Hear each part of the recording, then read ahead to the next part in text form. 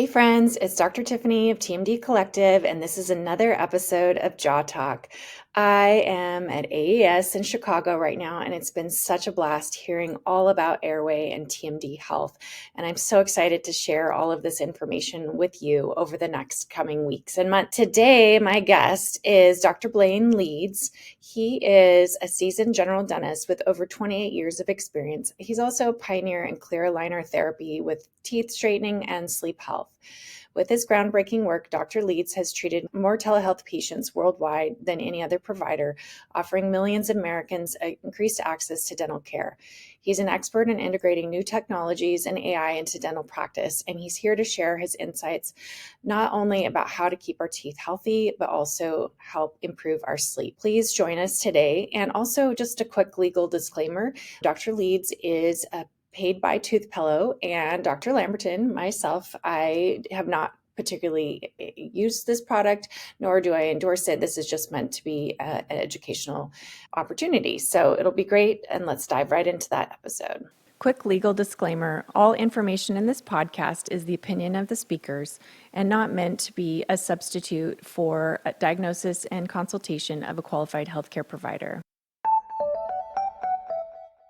Hey everybody, this is your host, Dr. Tiffany Lamberton, and this is Jaw Talk. I'm so excited for my guest today, Dr. Blaine Leeds. Welcome to Jaw Talk. Dr. Tiffany, I'm so excited to be here, ready to talk about jaws and teeth and sleep and rock and roll and whatever else you want to talk about. So let's do it. I love it. I love it. Well, my jam is Airway dentistry, TMJ, myofunctional therapy. I have a lot of dentists that listen to my podcast, but we also have a lot of myofunctional therapists, speech language pathologists, PTs, OTs that are also listeners. So tell us a little bit about yourself and, who you are, what you're passionate about. Sure. This is my 28th year in dentistry. I'm a general dentist. I educated at the University of Tennessee Health Science Center in birthplace of the blues, Memphis, Tennessee. Back in 1996, I graduated from there. Had a pretty standard one-stop shop, sort of a dental practice in a small college town in Arkansas. And over the last 7 years, my focus has been sleep, clear aligner, Airway, national clear aligner with telehealth. How can we integrate telehealth, clear aligner, and sleep? Can we make a hybrid clear aligner expansion appliance, which some guys and gals are working on now? So that's really been my passion for the last 7 years or so. In 2012, I was diagnosed with sleep apnea myself. My wife, who's a really heavy sleeper, heard me struggling to breathe one night. And she said, I think you're having problems with your breathing. You need to get it checked out. So I went through the standard process, went to my Sleep family study. doctor, did the polysomnography in the hospital, and I've been a CPAP wearer ever since. I'm still on a CPAP machine, but I'm trying to convert myself. In fact, I've got an OrthoFX clear aligner treatment plan that is going to expand my palate enough that it should correct my root cause problem. So when I became a patient myself, I was like, wow, we can save people's lives with general dentistry. We can help these people understand things because we see them on a really regular increment. We see patients about twice a year because of the way we do dental insurance in North America. So, why not expand our practice, make it like functional medicine, and let's treat the whole person. Let's ask our patients, how are you sleeping? Let's take blood pressure when they come in. Let's do some things that are nice services for our patients and show them that our practice is different and we're doing dentistry in a new and exciting way. Yeah. Well, talk to us a little bit about pediatric airway, because I feel like that's really the hot topic right now is with interceptive ortho, recognizing that a lot of these kiddos are really struggling to breathe at night. Maybe they have large tonsils or adenoids, maybe they have some signs and some symptoms of sleep disordered breathing, maybe wetting the bed or tangled sheets. Do you have a lot of pediatric patients in your practice? I do. We're treating a lot of folks with telehealth as well. And we always had a family style practice. If, a little child, we started asking our parents to bring kids in when they were 2 or 3 years old, even if it was just for a 15-minute, just see the office visit, and get a toy and learn that it's not a scary place. And so I've always seen, kids in my physical office, but I spent a lot of time working with really elite pediatric practices out west and in Utah and California and looking at lots of children And then I've got some great mentors and colleagues like Dr. Ben Moralia, Dr. Callie Hale in Texas, Dr. Liz Turner in Colorado, Dr. Kevin Goals. These are my mentors and colleagues, and we've been working together, to see how can we get these kiddos some appliances so we can start early and let's help them breathe. Because I was taught when I was in dental school, okay, let's let their primary teeth exfoliate, and then we'll start doing regular old orthodontics when they're 10 or 12 years old. Well, now we know that everything's tied together, right? An arched palate, underdeveloped jaws leads to a smaller airway space. And these kids are having trouble breathing through their nose, which is the key. Humans are obligate nasal breathers. We want to be breathing through our nose effortlessly, quietly, easily, all the time. And if we're not, that's a problem. So if you're a listener out there that's a parent or you're a dentist that has children, that you can look in the back seat when you're driving after you pick them up from school, and they hit the back of the car seat with their head and they start breathing through their mouth. Mouth breathing, even half the time, is not normal. People should be breathing with lips together, teeth apart, breathing through their nose. And so, we've been doing a lot with a company called Tooth Pillow. I'm an advisor for that company based in Salt Lake City, Utah. And Tooth Pillow uses the Vivos Guide appliances for children. But there's a lot of companies out there that make decent guides and lots of ways to do that. But, full disclosure, I'm an advisor for that company. And so are some of the folks that I mentioned. Okay. And is that primarily doing like a lot of transverse expansion to the maxilla? Well, not just throughout the arch. So it'll expand not just, intrapalatal, but, kind of helping grow the arch wider and larger. So anteroposterior as well. So, with the incisors moving forward. And what's kind of your solution when you are seeing kind of that mismatch in the AP direction, like especially with like a retrognathic mandible? It's this device. I mean, and not just the device itself. We talk about Tooth Pillow not just being an appliance, but it's, all of those colleagues that I mentioned earlier, we were in a room one day talking about, okay, if you could just have one treatment modality for, needing a patient needing jaw expansion or having trouble with sleep disorder breathing, and you could only pick one treatment modality, what would it be? And they all said universally, without question, myofunctional therapy is what they would choose if they could only pick one. So what we like to do is couple this appliance with some myofunctional therapy, make sure the sleep environment is good, some counseling about sleep, managing temperature, watching sugar intake, diet, obviously no caffeine, after lunchtime or at all. A child doesn't need caffeine. So things like that. So it's dietary counseling, it's myofunctional therapy, it's maybe neonatal lactation counseling if a child is early in their development. Are we helping with their family dentist? Are they understanding if the child has tongue ties or lip ties? These are all factors. And so it's a process. It's not just an appliance. It's, can we do all of these things and implement this regimen at home and in between visits, and counsel with them as a provider, whether it's through store and forward technology or telehealth or directly in person in a brick and mortar facility, to kind of guide them with all those factors. And what's the age range that you recommend for the Tooth Pillow? Well, Tooth Pillow can be placed for a child as early as age 2.5, once they have all the primary teeth in place, all the way up. We have some kids that if they're late developing, or maybe they were a preemie and they still, their canines are in when they're 11, 12 years old. Sometimes we'll still do a device even that late if they have mild expansion needs that haven't been yet addressed by any kind of orthodontics. So does it also do like some decompensation of the mandibular teeth, or like if they're really like tipped lingually, is it providing some of that as well? Oh, sure. It's not just tipping the teeth. It's actually allowing the tongue to do its job, which is it's our own body's natural expander, right? And so if we can get the device in there so that the tongue can get up into the palate behind the incisors, and there's a training device on the appliance, that helps put the tongue up there. It's kind of fun for them to take their tongue and mess with it, but it gets the tongue in the right spot so it can do the expansion. So it's an upper and lower appliance. It's one piece. It's simultaneously treating both arches, but there's, underdeveloped jaws, both arches. So we're trying to expand both at the same time. And then how long are you typically seeing, if you have a really young child, how long are they wearing that? Well, in I a like day? I kind of have some guided measurements that I'm looking for, and like it, and you can find these resources. Like Mid Moralia has a teaching group called Airway Health Solutions, where they have all. He and Lauren Gates, the hygienist, myofunctional therapist, started that company together. But they've got a lot of great providers that are a part of that. And so Kevin Boyd in Chicago is also Oh helping yeah, them I with know that. Kevin. He's Yeah. great.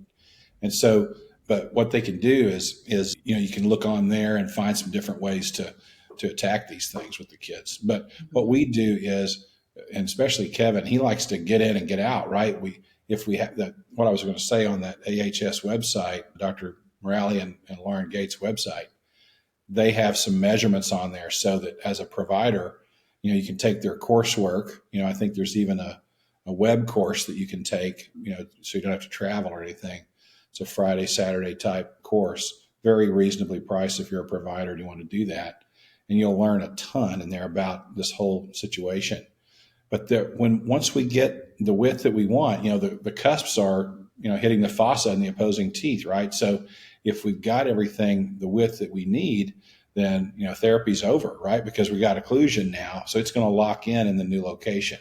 Yeah. And so it varies per child. We could have, and also based on compliance. Some of the kids take to the appliance right away. They wear it like a binky. They just switch it out and with their binky, and they start it at a young age, and they adapt to it pretty well. Some kids have to start wearing it 10, 15 minutes a night. But we've found that even that small amount of time is better than no expansion appliance therapy at all. And Mhm. so, some kids take a long time to become compliant. Like everything else, there's a handful of kids that just never are able to tolerate wearing the appliance, and maybe that child needs fixed expansion. With a pediatric dentist or orthodontist, where we put the bands and a palatal expander in place of some kind, and let them do it that way, so that they don't have to worry about the compliance of wearing a removable device. But every patient is different, so we monitor it as they're growing. We can increase the size of the guide. So literally, you can treat a child from age 2 all the way until their primary teeth have exfoliated. We have all the companies, I believe, that make the devices, make them to carry a child throughout the mixed dentition phases. Hi there, I'm Dr. Tiffany Lamberton. I'm dropping in with a quick friendly note before we jump back into our podcast. Let's chat for a moment about mentorship.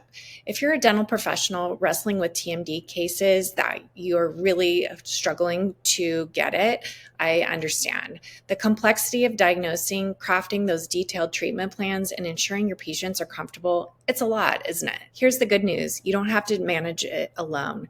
I'm here to offer a helping hand with my personalized one-on-one coaching and consulting services. Drawing from my rich experience in temporomandibular joint disorders, as well as my physical therapy background, I'm all about guiding you through these challenges with ease and confidence. Think of me as your personal mentor, here to bolster your TMJ management skills. Together in our sessions, we'll dive into the practical know-how I've gathered over the years. From strategies to helpful tips, I aim to streamline your practice and enhance your effectiveness. The best part, our sessions are super flexible and designed to fit right into your busy schedule. We'll focus on comprehensive learning, and that's not just about TMD, but also touches on improving patient communication and growing your practice. So no more feeling overwhelmed by TMJ patients and TMJ pain. With a bit of teamwork, you can boost your experience and confidence. Ready to take that first step? It's easy. Just swing by tmdcollective.com/VIP to book your first session with me. Let's team up to take your TMD management skills to new heights and really elevate your practice. Your path to becoming a TMD expert starts now. And now let's get back to the show. And then what type of imaging are you doing, like cone beam CT, like a quick Mhm. scan or? Yeah. Well, for kids, we don't have to do imaging unless somebody just wants to, because we can see the crowding. We see what's going on, and really the images it's just to confirm what we already know, that their airway is restricted. They have all the signs and symptoms. But yes, we do. We use CBCT, and really the company. In fact, I'm shopping for one right now, so I'm looking at all the companies.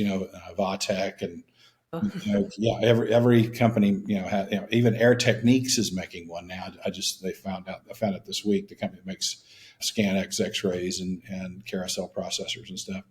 But there's, probably 20 companies that make a cone beam CT now. And I can remember when Dr. Steve Fisher and I got our very first Galileo's CT back in, wow, maybe 2001. Has it been that long now? 23 years ago? Is that possible? I think it is. It's been that long ago. Yeah. And like, what if you had a child that also had, maybe like large adenoids and large tonsils? Are you kind of seeing like what the appliance does first before you recommend intervention with an ENT? Or is that kind of like in conjunction? Or is it, obviously like case by case basis, but how do you kind of like pull that provider into the loop? Well, as early and often as they want to be a part of it. In other words, I had a patient she'd gone to 5 different ENTs and the chief complaint was drooling. And finally, the 5th one said, well, we could take out the tonsils and adenoids. This child was 3. And so she went through the surgery, with her son, and he had his tonsils and adenoids removed at 3. And so sometimes that is required. But basically, we want to communicate, with the ENT, and a lot of doctors that provide this kind of treatment, they have monthly workshops where they invite, the family practice docs and the PTA leaders and the ENTs, and so that we understand everybody's on the same page with the treatment. But basically, what you first mentioned was what we try to do, which is, hey, otolaryngologist over there, we'd like to.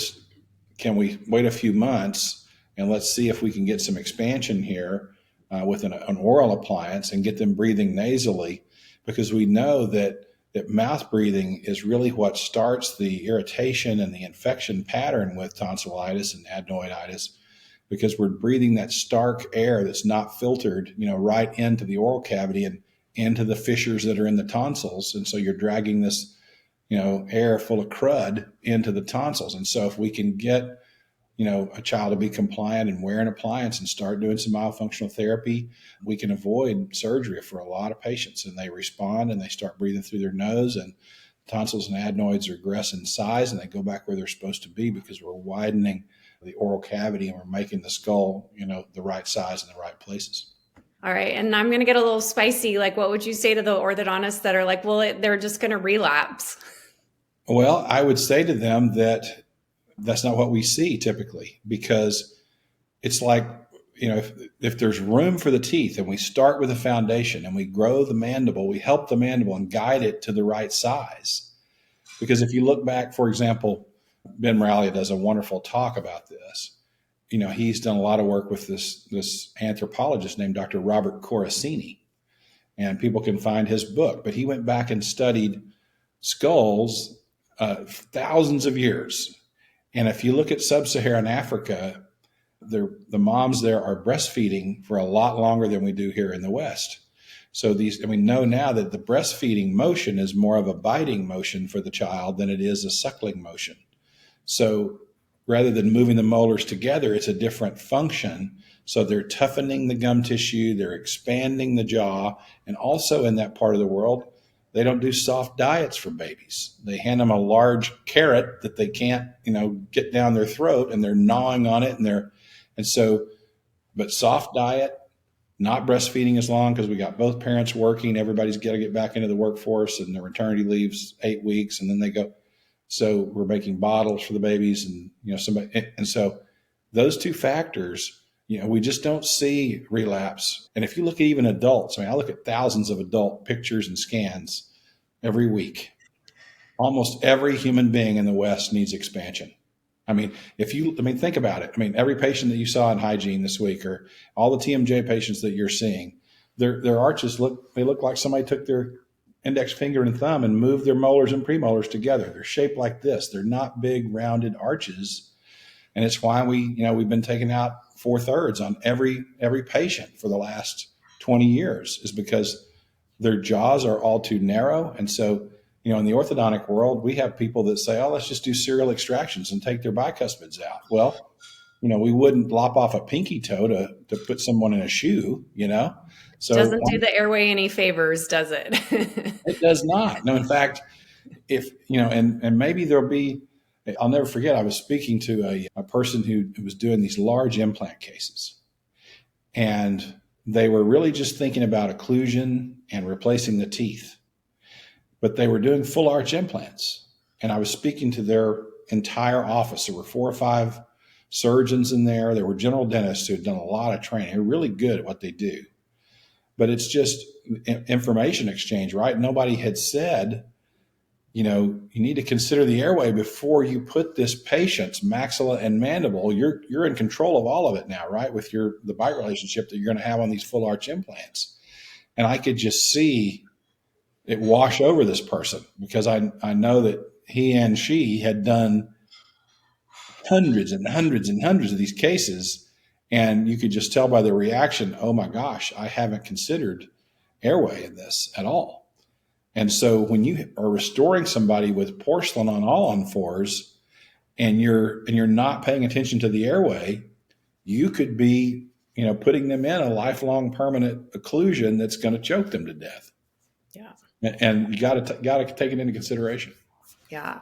Well, I mean, and another thing is I think the TM joints, I think dentists have been ignoring the TM joints and have not been paying attention to the condition of the joints. And we've just been trying to crank the teeth into an ideal position. And, I think, with expansion, that's great. But there's times where you can't expand your way out of an AP problem, and so I think, we know in like 8-year-olds, 85% of the maxilla and the mandible are developed, but, we talk a lot about a hypoplastic maxilla, but like, what about that mandible? That's really, people talk about it being sort of like trapped behind the maxilla. But what we found with the imaging studies, even since the 90s, Shellis and Wilkes were saying like pediatric internal derangements contribute to that retrognathia. And so, a lot of times in my practice, I'm seeing like the older kiddos, like more like the 12-year-olds that, have maybe gone through some other interventions, but they're still that, their oropharyngeal airway space is still being compressed because they're still, so class 2 or anterior open bite or retrognathic. What would you say to that? Oh, I mean, there are certainly still patients that need surgery. They just have such a discrepancy. Not everybody can be treated with these appliances. There are patients that need to have physical in-office expansion appliances, surgically assisted expansion. Certainly that's still a thing, in a very small percent of the population. But I've seen the patients you're describing too, and they will not fit into this treatment modality that I'm talking about. They're much more complex. Well, tell us a little bit about your book. I scanned through it a little bit. What was the inspiration for writing that? And who's it for? Is it for parents? Is it for providers?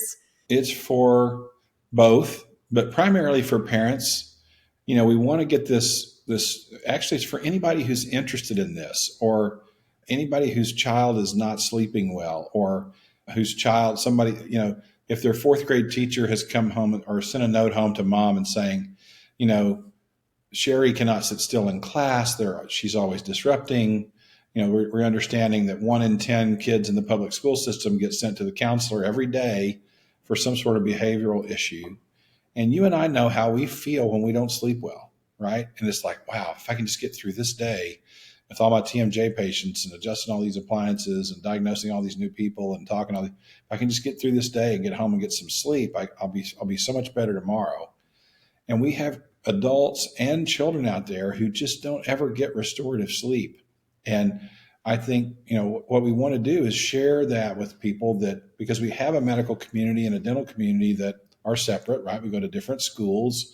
So and when I was going to dental school, there was this idea that, the people that are going to dental school just can't get into med school. So there was a little bit of this sort of an approach where, we're better than you sort of thing, and which was kind of cheesy and really so 1990, but we do have a different, mode of education for podiatrists and for dentists and accountants and lawyers. And so, they don't teach those things in med school very much. And so when I've talked to doctors there, you mentioned Dr. Chase off air. I got to spend some time working with Barry Chase, and there was a major pediatric teaching hospital in New York that wanted the two of us to come and share with their pediatric doctors and teams the connection between oral health and behavior and psychiatry in children and sleep, because they just were not aware of it. And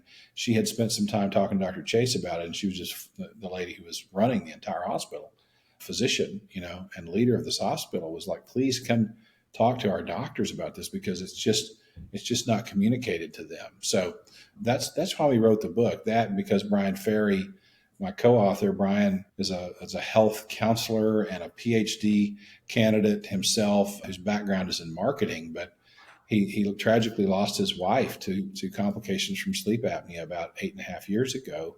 And he and I met when I was beginning some of my Airway training.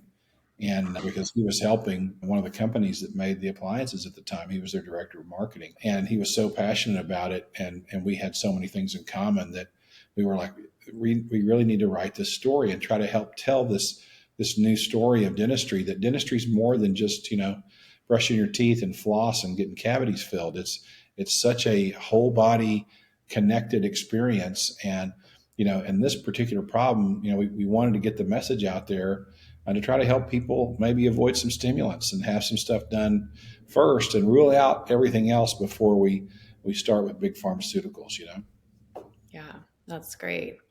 What would you say, like, what percentage of your patient population is like pediatric versus adult? Oh, I would say in my general dental practices, it's probably less than 20%, are kiddos. But, that's from the first 22 years of my practice. The last 7 years the last 24 months have been almost exclusively dealing with children, on a day-to-day basis. So, 100% the last couple of years, excluding my ortho patients, Yeah. Yeah, that's great. Well, I know as a mom, kind of like watching my kiddo kind of go through some of those things too. And, my brother-in-law is a sleep physician, and, getting his sleep study where he had like 17 events an hour, it's like, I almost started crying because I was just like, I'm a dentist. I know all of this stuff. I've gone through myo, it's just like, how can this be happening? So it's really eye-opening. And I think it's great to be educating the parents, especially so, they're starting to learn more about it earlier in life, before, like you said, before the problems start to catapult themselves and become, bigger and bigger problems. Definitely. For Yeah. sure. Yeah.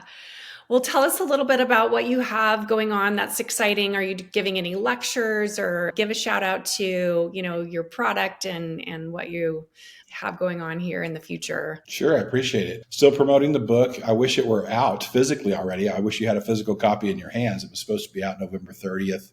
But, I understand this happens a lot in publishing. This is the first thing I've ever published. And so it should be out, any day. I thought it was going to be out January 15th, and it just keeps getting pushed back. But we Okay, got I want a signed copy when it comes out. absolutely. I hope I can hand deliver it. I haven't been to the Pacific Northwest in a long time, so I'd like to do that. Well, come in the summer. It's like really dreary right now. Yeah, my son used to live in Portland for about 6 Yeah. years. So but the coffee's great. You gotta like the Oh, coffee. yeah. Yeah. And maybe somebody can throw me a fish, or something. But so the book and more podcasts and mini book tour for that is still going on. And then I'm opening a brand new physical office back in my hometown in Arkansas, and that's exciting and happy to do that again. It's going to be a full on general dental office. I've got some other doctors that are going to be helping me with the implant placement and restorative and full on hygiene and get back into the thick of that, because I've been traipsing around the world treating clear aligner orthodontic patients. But I'm licensed in 12 states, so I've got some things going on in California and some other states that I love, and been asked to help some people with on some group practice type, some interesting things there. So, looking into doing more of that and owning and operating some more practices. Nice. And then give a shout out to, if there's dentists in the audience that are interested in, some of the continuing education or maybe becoming a provider of the appliance. Tell us a little bit about that process. Sure. You can look at toothpillow.com, www.toothpillow.com, and learn more about what we're doing there on the website. continues to evolve every day. But I would look into Airway Health Solutions, which has been Moralia's company. They do some great education. They've got probably 1,100 or so doctors now that have been through their program all across the country. So you may have somebody in your state that could help you. You can find out about that on their website, airwayhealthsolutions, I believe, .com is their, but it's Ben Moralia, Miraglia. Ben's from Mount Kisco, New York, and he's the whole reason that I got interested in sleep and airway in children and adults, because he had treated so many kids and had so much success, with it, and really liked the before and afters that I was seeing and the results that they were getting. Dr. Callie Hale is a colleague of mine and just a super person, and she and her husband Kyle have some really cool Invisalign / airway dentist type locations in the Houston area and League City, Texas. And they're doing some exciting stuff down there. Dr. Kevin Goles in the Denver area, Colorado Springs area, wonderful practitioner, general dentist, and just an elite airway provider as well. But education wise, I'm a member of the American Academy of Dental Sleep Medicine. I think that's a good organization. You can learn more about that. I got to go to their annual meeting in Philadelphia this past year. I'm not a diplomate yet, so haven't taken my exam. Dr. Hale is, that I mentioned earlier. She is. Dr. Barry Chase is. Dr. Barry Chase is on the staff at Mount Sinai Medical Center in New York. He's got 50 years of experience in airways. If you get a chance to hear him speak or get to be with him in a meeting or something, I highly recommend that. But he's got 9 locations in Manhattan and Long Island and treats patients. Of course, in New York, you can't make a sleep study in a dental office. It has to all be polysomnography in the state of New York. So Barry's working with doctors. He's got over 700 medical doctors that refer patients to him that can't tolerate or don't want to use CPAP for one reason or another. So they're all working off polysomnography sleep tests. But I love Sleep Image as a company. Any other states where you can make a sleep test or make a sleep study, very detailed information. We use that in our practice every day. And we have the rings. And, anytime we see a person that has signs and symptoms, we send them home with a sleep study and we start to get data about how they're sleeping. So highly recommend that company. Also, Wesper is a good one as well. And then, Oh, yeah. WatchPat has some nice products too that do. They've even got a disposable device now, I think, with WatchPat, where you can just send it home with the patient. You don't have to worry about getting anything back or tracking anything. And it's not something the patient has to worry about losing or protecting. They just use it a night or two and then it's disposable. So there's some cool things going on. I love also what Dr. Salil Chopra at Empower Sleep is doing. He and Sagar have an amazing situation there with their company, Empower Sleep. He's a medical provider. He's part of the Stanford Sleep team. So if you know somebody that needs CPAP care or needs to have a sleep analysis by a physician to get the proper diagnostics that they need, because as we all know, we dentists cannot diagnose sleep apnea. We can just treat our patients that we know have a confirmed diagnosis from a medical provider. And Dr. Chopra can certainly provide that with Empower Sleep. And he's licensed, I think, in almost all 50 states now to provide telehealth therapy, so that even your patients that come in that say, hey, I've got Medicare, I have insurance, I want to have a CPAP machine first, I want to try that. As a dentist, you can work with Dr. Chopra and get them taken care of that way and do it through the right path so their insurance will cover it. So there's some resources, and you can put some of that in the show notes if you want to. Yeah. But you can reach me at askdrleeds.com or drblaineleeds.com. Either one. I'm happy to talk with you. I'm not hard to find. I'm on LinkedIn. I'm on Twitter. I'm on Instagram. So, hit me up with questions, and we'll talk about more about JAWS if you want to. Right. Nice. Are you going to be at AES in Chicago this year in February? I don't think I can. I've got too much stuff going on. I think I have a meeting myself that I'm hosting up in Northwest Arkansas at that time. Okay. I'm going to try to go to that. It's going to be my first AES, but well, and enjoy Chicago in February. Take your park like an ice block. Maybe you can hang out with the bear and get a nice beef sandwich. While you're there. If you're watching. Some good pizza, right? Everyone says it's like thin crust is true, like Chicago pizza, not the deep dish. No, not Chicago. There's a big debate. I don't know. So what you're saying is that the real Chicago insiders are saying it's not about the deep dish; it's about thin crust. There, interesting. Yeah. Okay. Yeah. Well, I've not had a thin crust anything in Chicago, so I'll have to try that. Yeah, yeah. Well, one of my mentors is Dr. Jim McKee, and he's from Chicago, and so that's always like a big debate of like whether it's thin crust or deep dish. Yeah, well, I mean, the deep dish is, half a slice, and it's like, you got the carbohydrate high, Right, right. All right. Well, thank you so much for being on Jaw Talk. This was great. I could tell you have a lot of experience in the sleep realm. And so this is great. We haven't really had someone who has your specific slant on things. And so that was great to talk to you. And we'll definitely put all of that information in the show notes so people can reach out to you, our listeners, and see what you're doing next. That's great. Well, thank you very much. I appreciate Yeah, it. there you have it. Another great episode of Jaw Talk. We hope you enjoyed this episode. Right now, I'm in Chicago at AES, and I'm so excited to share with you guys everything that I've been learning all about Airway and TMJ Health.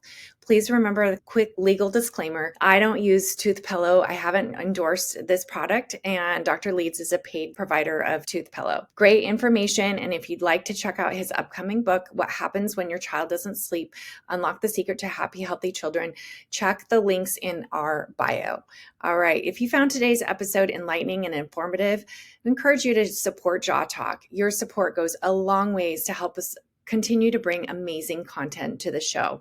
Whether it's through subscribing, sharing our podcast with friends and family, or leaving a review on your favorite podcast platform, show us some love. Until next time, stay humble, stay curious.